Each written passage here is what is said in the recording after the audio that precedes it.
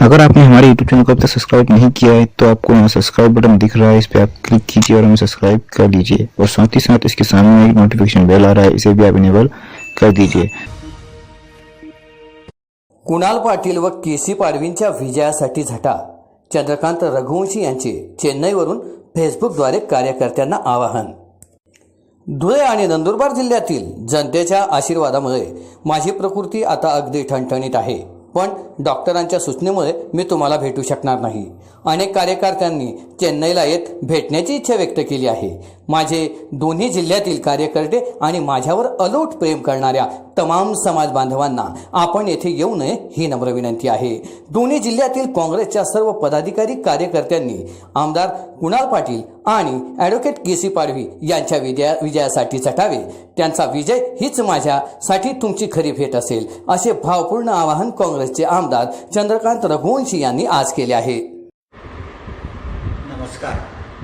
धुळे आणि नंदुरबार जिल्ह्याच्या जनतेच्या आशीर्वादानं आणि परमेश्वराच्या कृपेने जे परमेश्वराला माझ्या सगळ्या मित्रांनी, हजारो चाहत्यांनी परमेश्वराला साकडं घातलं, अल्लाला दुआ केली आणि त्या दुएच्यामुळेच मी आज तुमच्या समोर आहे. आज माझा पुनर्जन्म झाला आहे असं म्हटलं तरी वागवं होणार नाही. आणि माझी प्रकृती अत्यंत चांगली आहे. आज माझं ऑपरेशन होऊन 1 महिना होऊन गेला. माझे सर्व टाके वगैरे सगळे निघून गेले. आता आठवड्यातून 2 दिवस फक्त मी दवाखान्यामध्ये जातो, मंगळवार आणि शुक्रवार. बाकी दिवस घरी राहतो. परंतु मला तुम्हाला भेटता येत नाही, कारण डॉक्टरांनी जो सल्ला दिला आहे त्याच्यात लोकांना भेटू नये ही प्रमुख अट आहे. आणि म्हणून तुम्ही जरी चेन्नईला आले तरीसुद्धा मी तुम्हाला इच्छा असूनही भेटू शकत नाही. आणि मग त्याचं दुःख मला सुद्धा होतं. आणि म्हणून मी माझी विनंती आहे सगळ्याच दोन्ही जिल्ह्यातील माझ्या प्रमुख मित्रांना की मला भेटण्यासाठी चेन्नईला कोणीही येऊ नये.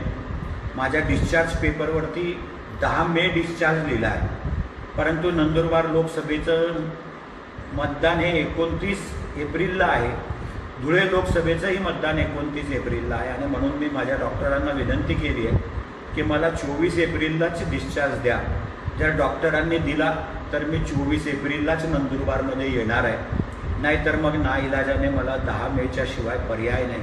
पण आपण सगळ्यांच्या कृपेने, सगळ्यांच्या आशीर्वादाने मी अत्यंत ठणठणीत आहे.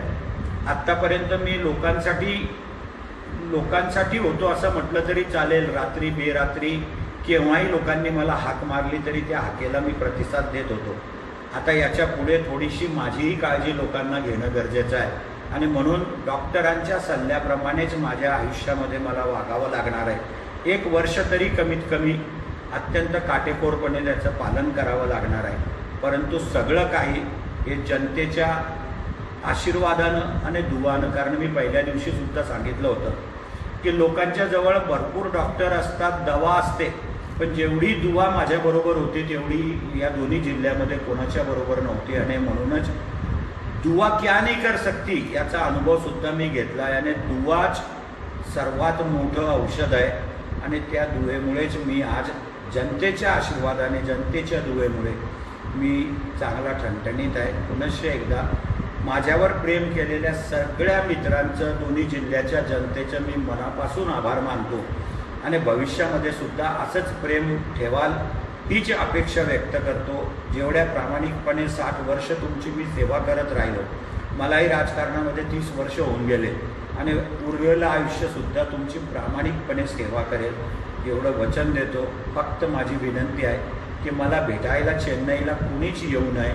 दोन्ही ठिकाणी काँग्रेसच्या उमेदवारांच्यासाठीच माझ्या सर्व मित्रांनी प्रयत्नांची पराकाष्ठा करावी. आणि कुणाल बाबा आणि केसी पाडवी यांना निवडून आणण्यासाठी सगळ्यांनीच जीवाचं रान करावं एवढी सगळ्यांना आग्रहाची विनंती करतो. धन्यवाद.